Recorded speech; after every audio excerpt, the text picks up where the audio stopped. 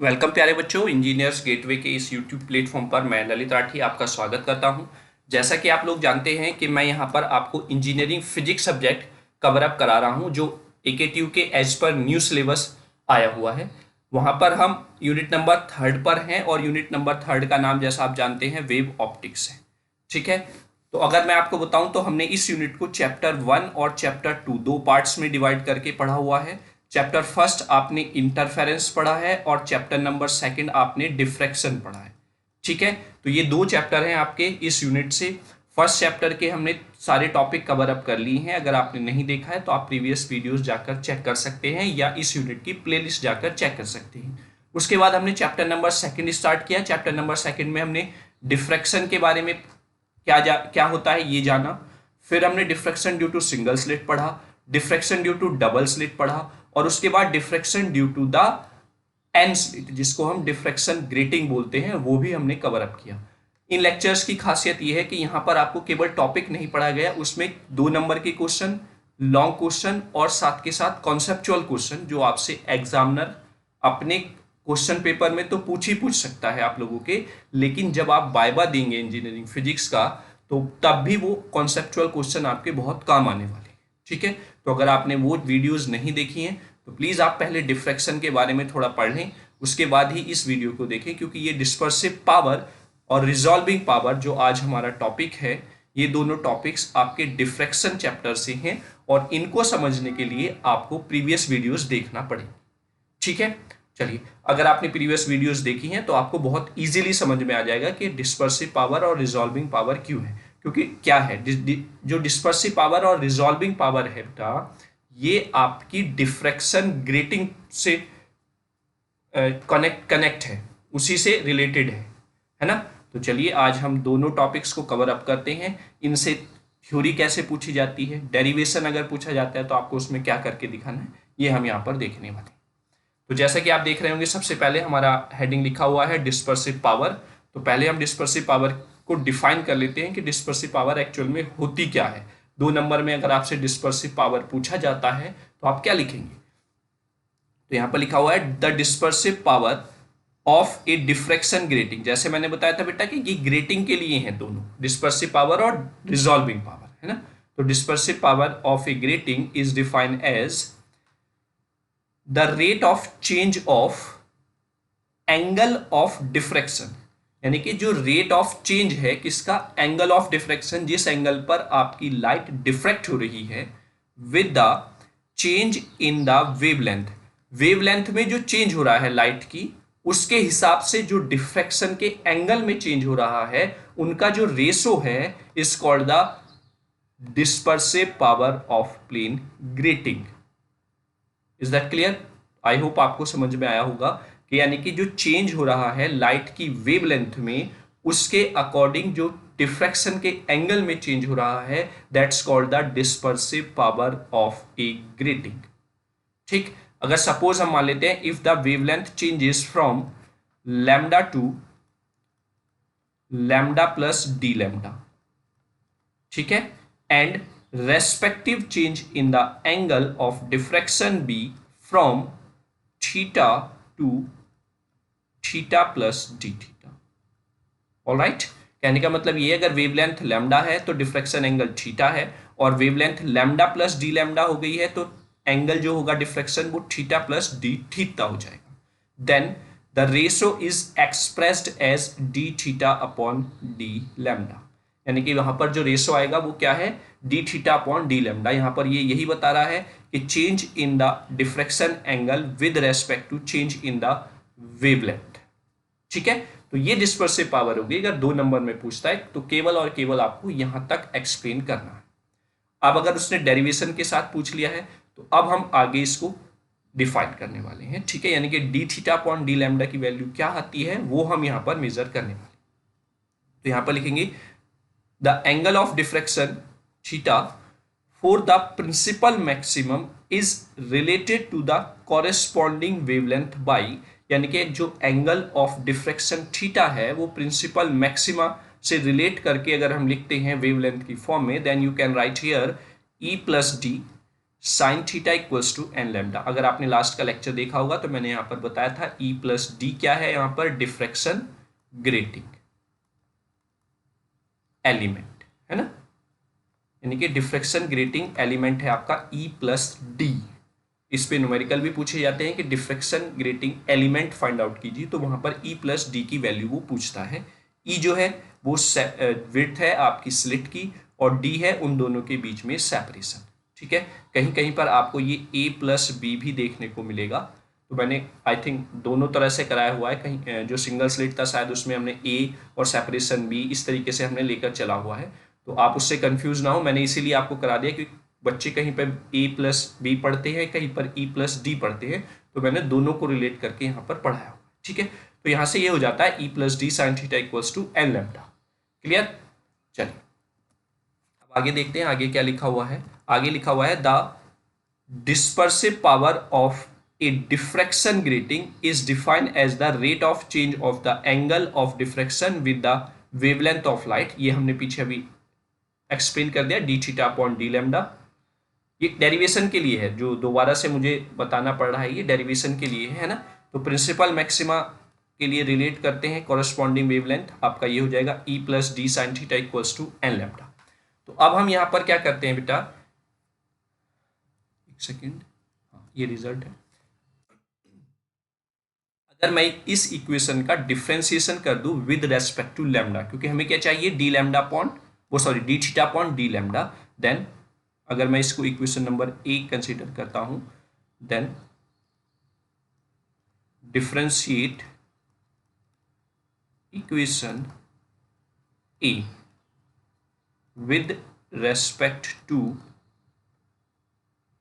D lambda, then we get, तब हमें क्या मिलेगा, ई प्लस डी तो ऐसे ही रहेगा, साइन थीटा का हो जाएगा कॉस थीटा इंटू ये हो जाएगा D theta upon D lambda. क्योंकि थीटा यहाँ पर वेरिएबल है इसलिए ई और डी कांस्टेंट है, इसलिए इनका डिफरेंशिएशन नहीं होगा, ये एज इट इज रहेंगे। क्योंकि थीटा वेरिएबल है इसलिए कॉस थीटा साइन थीटा का हो गया कॉस थीटा, और थीटा का जब हम करेंगे तो d theta upon D lambda हो जाएगा, इक्वल्स टू लैम्डा के रेस्पेक्ट में कर रहे हैं तो यहाँ पर आपको एन मिल जाएगा। Is that clear? तो you can write here D theta upon D lambda, क्योंकि आपको यही चाहिए, equals to N upon E plus D cos theta. ठीक है, ये आपका आ जाता है dispersive power of a grating. अगर आप इसको दूसरी फॉर्म में लिखना चाहते हैं तो दूसरी फॉर्म में भी आप लिख सकते हैं, क्योंकि you know that sine square theta plus cos square theta is equal to 1, then cos theta equals to square root of 1 minus sin square theta. Is that clear?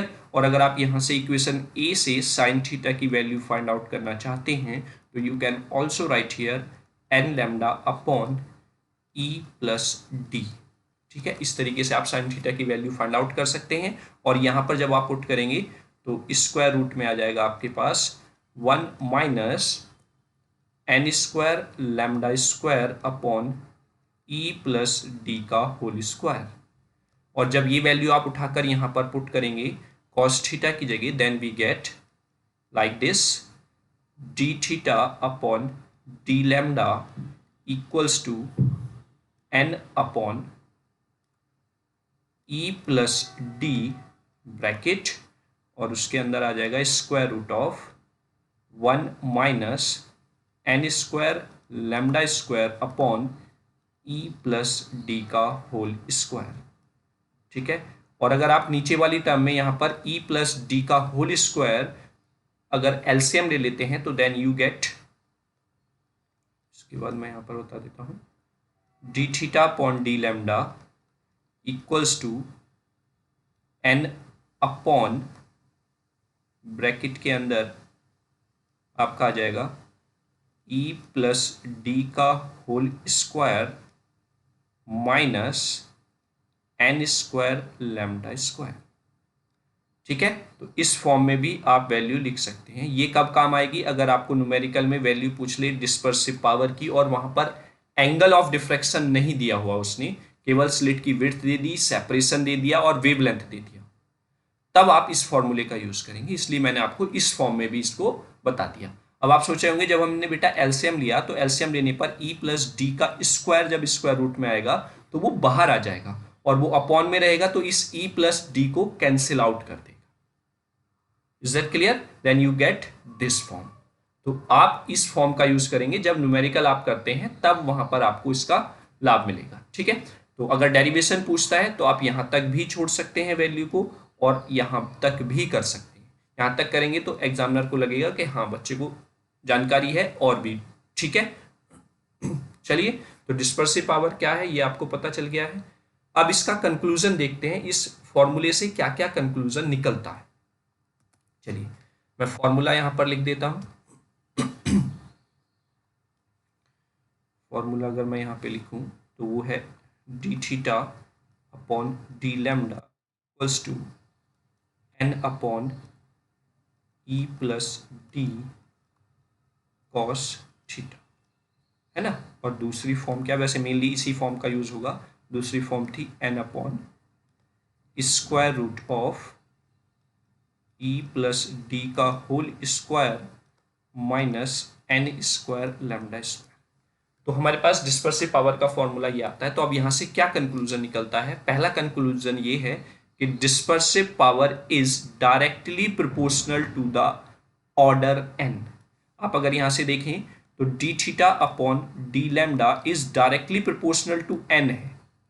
जितने नंबर ऑफ ऑर्डर्स हैं उसके directly proportional है आपका dispersive power.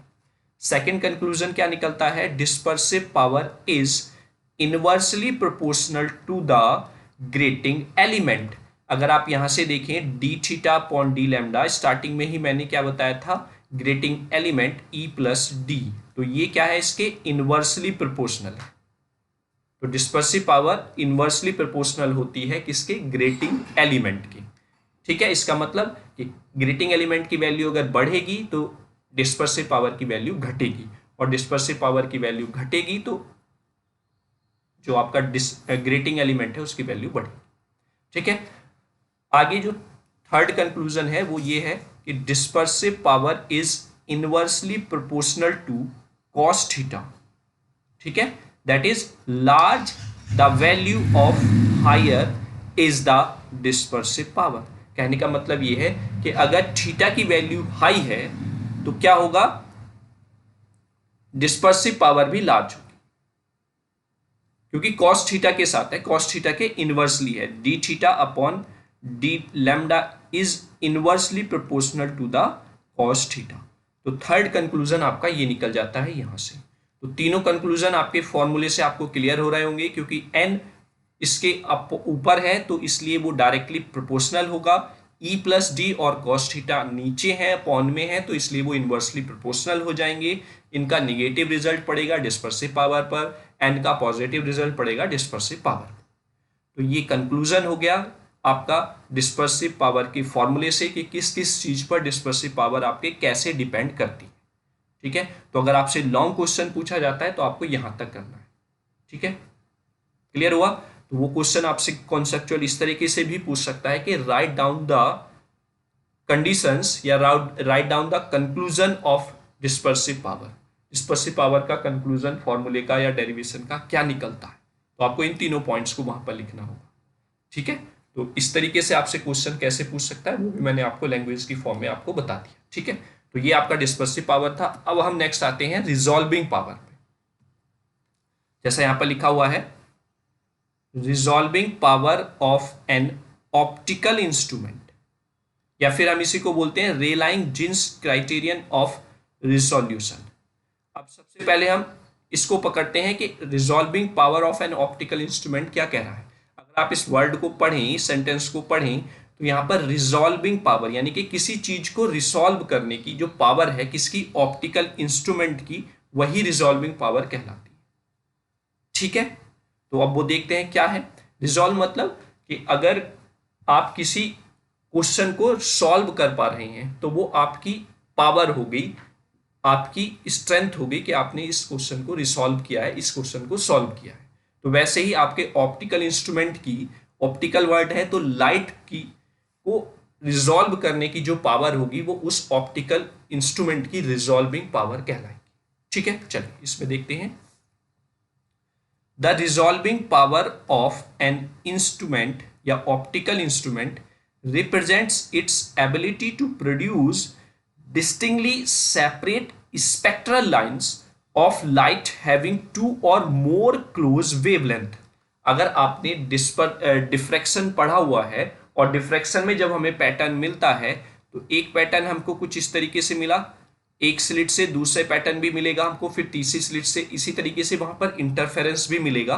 तो उस situation में आपका use होता है रिजॉल्विंग पावर, या उस सिचुएशन में पता चलती है किसी भी ऑप्टिकल इंस्ट्रूमेंट की रिजॉल्विंग पावर कि दो क्लोजली वेवलेंथ की जो लाइट डिफ्रैक्ट हो रही है और स्क्रीन पर उनका आपको आउटपुट दिखाई दे रहा है, तो उसको कितना आपका ऑप्टिकल इंस्ट्रूमेंट रिसॉल्व कर पा रहा है, दोनों के बीच में सेपरेशन दिखा पा रहा है, वही आपके ऑप्टिकल इंस्ट्रूमेंट की रिजॉल्विंग पावर कहलाएगी।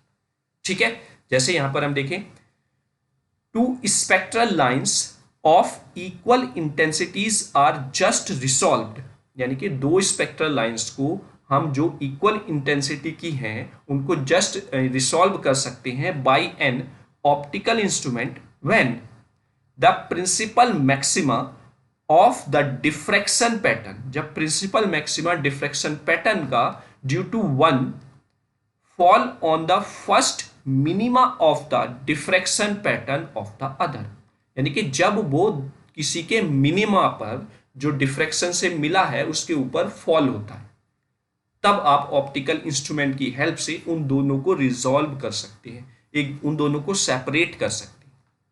Is that clear? चलिए इसको डायग्राम से देखते हैं। यहां पर रिजॉल्व लिखा हुआ है, यहाँ पे नॉट रिसॉल्व्ड लिखा हुआ है, यहाँ पे जस्ट रिसॉल्व्ड लिखा हुआ है।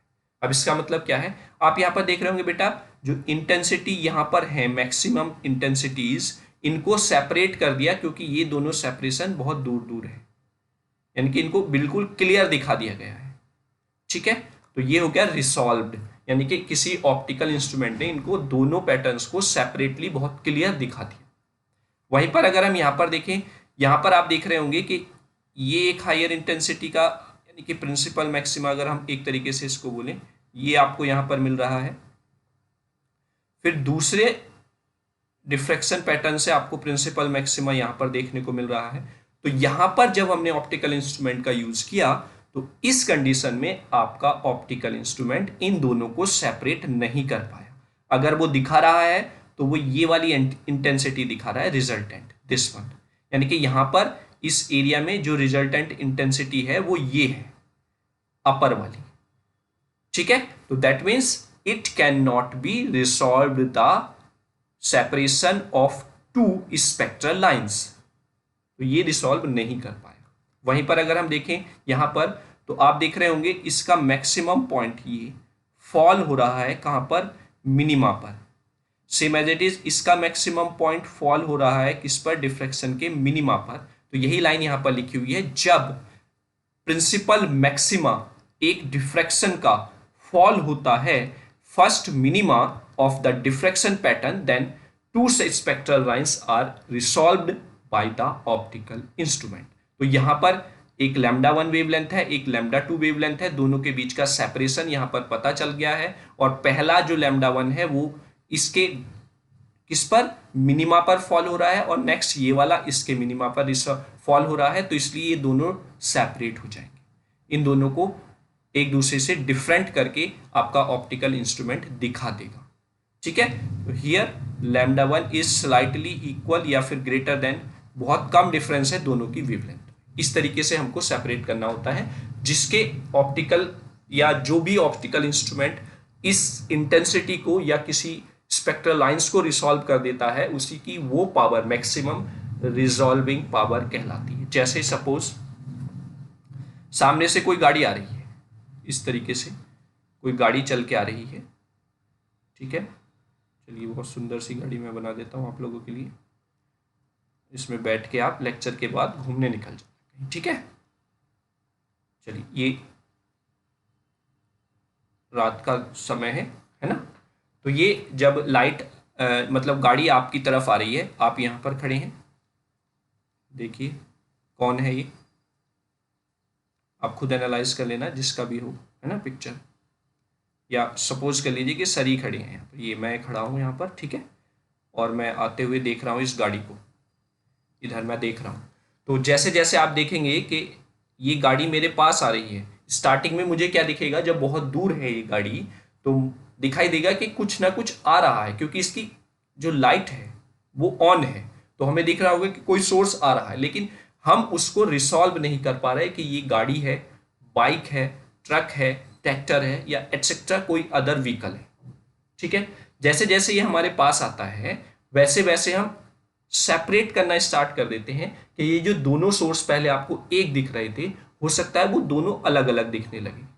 जैसे जैसे ये पास आती चली जाएगी, जब आपके इतने पास आ जाएगी कि दोनों सोर्स के बीच में जितना सेपरेशन है उतना सेपरेशन आप मेजर कर पा रहे हैं, तो वो आपकी आईज की रिजॉल्विंग पावर हो जाएगी। ठीक है, यानी कि सपोज आपको 10 मीटर से दिख गया कि दोनों लाइट सोर्स कितनी डिस्टेंस पर है और ये एक गाड़ी है या एक ट्रक है या एक बस है ना। तो तब वो जो डिस्टेंस होगी वो आपकी रिजॉल्विंग पावर होगी आपकी आइज की।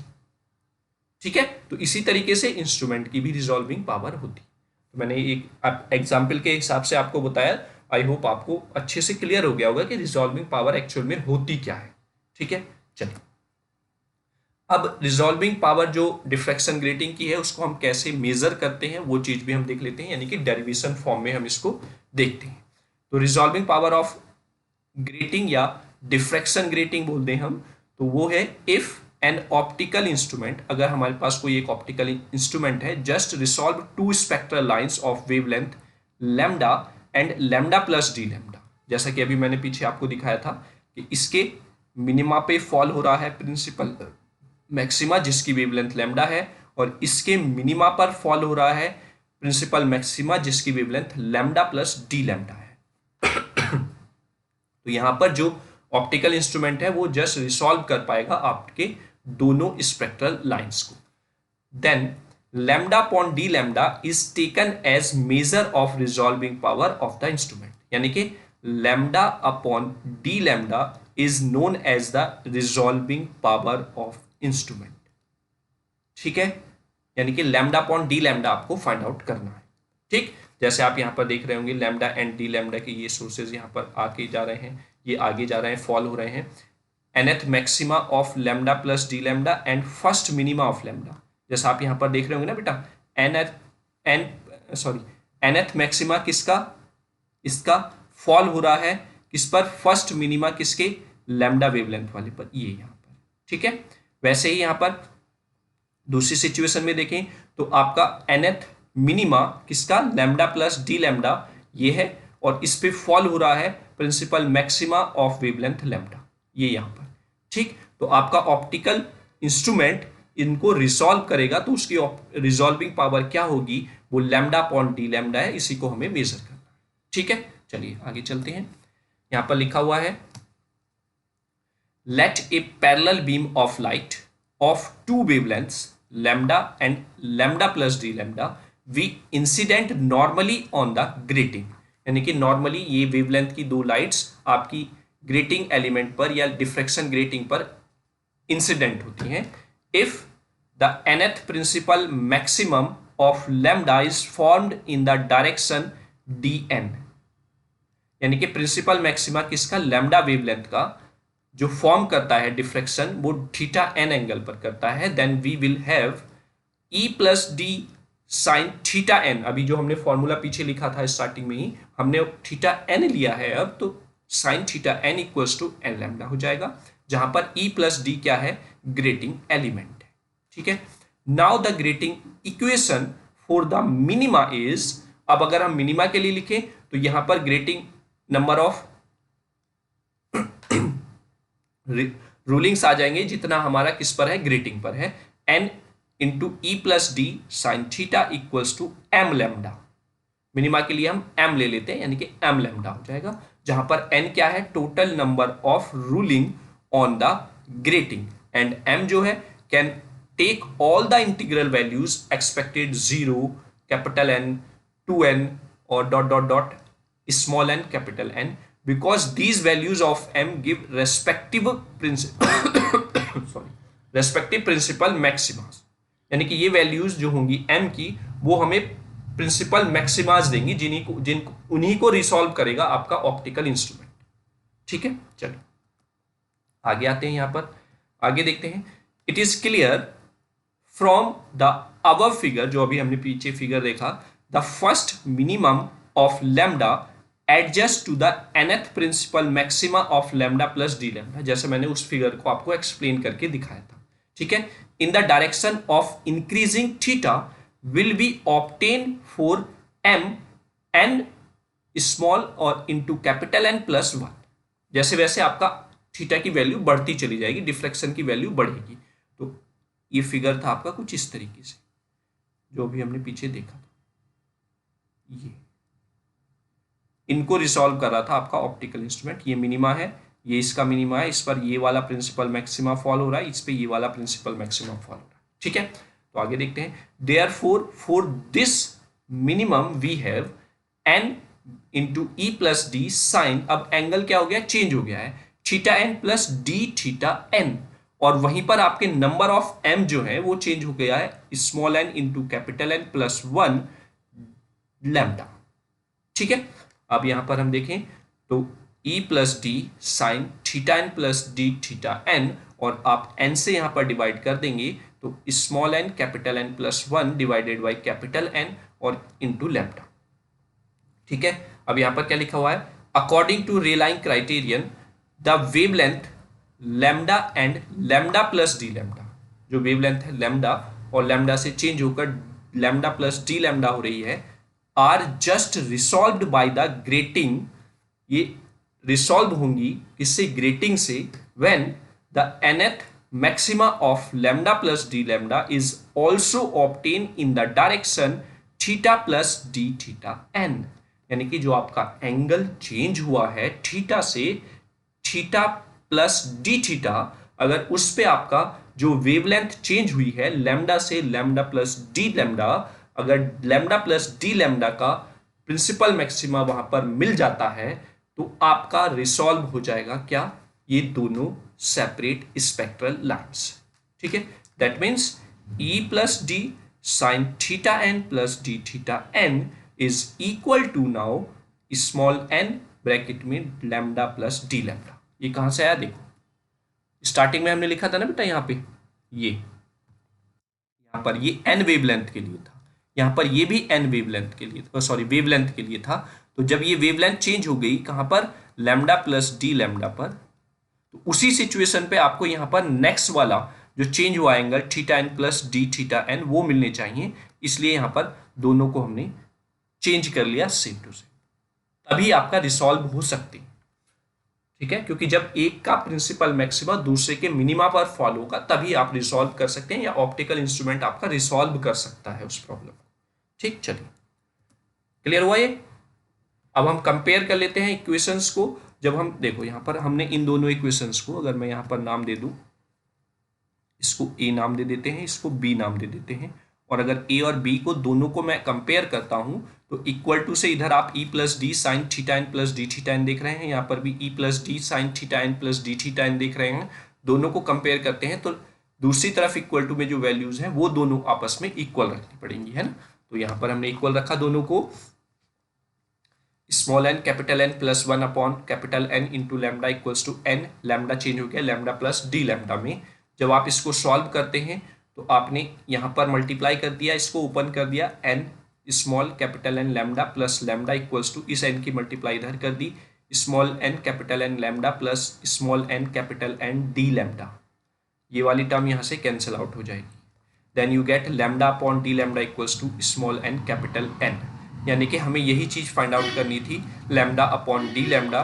This is called the resolving power of a optical instrument, वो है equals to small n capital N. ठीक है, आई होप यहां तक आपको कोई भी समस्या नहीं हुई।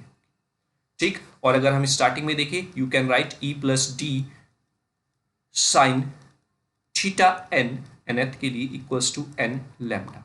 तो अगर आप यहां से n की वैल्यू निकालते हैं तो आपको n की वैल्यू यहां से क्या मिलेगी, e plus d sine theta n upon lambda. तो अगर मैं यहां पर वैल्यू पुट कर दूं तो एक नई फॉर्म आ जाएगी, but lambda upon D lambda is the resolving power R हम इसको बोल देते हैं of the grating, therefore R equals to this one, यानी कि इसने लैम्डा अपॉन डी लैम्डा को क्या रख दिया है, आर रख दिया है। और जब आर इक्वल्स टू क्या हो जाएगा, जब हम स्मॉल एन की वैल्यू रख देते हैं ये वाली, तो you can get capital n bracket में e plus d sine theta n upon lambda. This is the value of the resolving power of a optical instrument या डिफ्रैक्शन ग्रेटिंग आप बोल सकते हैं। ठीक है, आगे लिखा हुआ है as expected the resolving power is 0 for the central principal maxima, अगर n इक्वल्स टू 0 है, all wavelengths being is undirected in this order, यानी कि जो सेंट्रल मैक्सिमा मिलता है बेटा वहां पर डिफ्रैक्शन एंगल जो है वो 0 होता है, इसलिए रिजॉल्विंग पावर वहां पर 0 हो जाएगी, क्योंकि साइन 0 की वैल्यू 0 होती है। अगर आपने वहां पर सपोज मैं आपको सिंगल स्लिट का डेरिवेशन दिखाता हूं, तो सिंगल स्लिट के डेरिवेशन में आपको इस तरीके से एक मैक्सिमा मिलता है यहां पर, that's called the central principal maxima, और ये सेंट्रल प्रिंसिपल मैक्सिमा मिलता है आपको 0 डिफ्रैक्शन एंगल पर। ठीक है, क्योंकि आप अगर किसी भी अपनी विंडो से या फिर आपके छोटा सा अगर कोई होल है रूम में और वहां से आप कोई लाइट सोर्स पास करते हैं, तो उसके सेंटर में अगर बिल्कुल सीधे में आप उसके सेंटर पे देखेंगे तो वहां पर मैक्सिमम इंटेंसिटी मिलेगी, उसके आसपास इंटेंसिटी कम होती चली जाएगी। तो वो जो सामने बिल्कुल सेंटर पे आपको इंटेंसिटी सबसे मैक्सिमम मिल रही है, उसी को हम सेंट्रल प्रिंसिपल मैक्सिमा कहते हैं, जो आपको एट द एंगल 0, यानी कि जो डिफ्रैक्शन एंगल 0 होता है उस पर आपको वो मिलता है, मेजर होता है। इसलिए उस सिचुएशन में रिजॉल्विंग पावर क्या हो जाएगी, 0 हो जाएगी। तो अगर आपसे कोई पूछता है कि रिजॉल्विंग पावर एक ऑप्टिकल इंस्ट्रूमेंट की 0 कब होगी, तो आप बताएंगे जब आप मेजर कर रहे हो सेंट्रल प्रिंसिपल मैक्सिमा को, ठीक है, तब रिजॉल्विंग पावर उसकी 0 रहेगी। Is that clear? तो ये एक कॉन्सेप्चुअल क्वेश्चन इस तरीके से आपसे पूछा जा सकता है। ठीक है, चलिए दोनों टॉपिक आपके कवर हो गए हैं। तो सेशन को देखने के लिए आपका थैंक यू। इंजीनियर्स गेटवे पर आप अपना प्यार ऐसे ही बनाए रखिए। बच्चों के कमेंट्स आते हैं, पढ़ के बहुत अच्छा लगता है। बार बार मैं यही बोलता हूँ कि आप प्लीज़ कमेंट्स जरूर करें, क्योंकि यही एक माध्यम है हमारे और आपके बीच कम्युनिकेट करने का। सेशन अगर अच्छा लगा है तो ही लाइक करें। अगर आपने फ्रेंड्स के साथ अभी तक हमारे चैनल को शेयर नहीं किया है तो आप जरूर चैनल को सब्सक्राइब कर दें, क्योंकि अब डे बाय डे आपका टाइम निकलता जा रहा है और कुछ टाइम बाद आपके एग्ज़ाम भी होने वाले हैं। ठीक है, तो जैसे ज़्यादा से ज़्यादा बच्चे हमारे इस चैनल से लाभ उठा सकें, फ्री ऑफ कॉस्ट आपको मैटर प्रोवाइड किया जा रहा है, तो इसीलिए हम बोलते हैं कि आप ज़्यादा से ज़्यादा अपने फ्रेंड्स के साथ, कहीं पे भी किसी भी कॉलेज में कोई आपके जानने वाला पढ़ता है तो आप उसके साथ ज़रूर शेयर करें। ठीक है, चैनल को अगर सब्सक्राइब नहीं किया है तो चैनल को सब्सक्राइब भी कर लें और बेल आइकन प्रेस कर लें, जिससे कि आपको टाइम टू टाइम लेक्चर्स के नोटिफिकेशंस मिलते रहें। और साथ ही मैं आपको बता भी देता हूँ कि आप हमारा टेलीग्राम का जो चैनल है, डिस्क्रिप्शन में उसका लिंक दिया हुआ है, उसको आप जाके ज्वाइन कर लीजिए। वहाँ पर आपको इन लेक्चर्स के जो भी वीडियो लेक्चर्स होते हैं उसके PDF notes as it is जो हम यहाँ पर लिखते हैं वो एज इट इज़ आपको प्रोवाइड करा दिए जाएंगे। ठीक है, जो आपके एग्जाम के टाइम पर आपके लिए बहुत ही हेल्पफुल होंगे। तो आपने अगर टेलीग्राम लिंक जो हमारा चैनल है उसको ज्वाइन नहीं किया है तो आप प्लीज़ डिस्क्रिप्शन में जाके उस लिंक के थ्रू वो चैनल ज्वाइन कर लीजिए। ठीक है, चलिए थैंक यू सो मच। जय हिंद, जय भारत। मिलते हैं अपनी अगले लेक्चर में किसी नए टॉपिक के साथ। Thank you.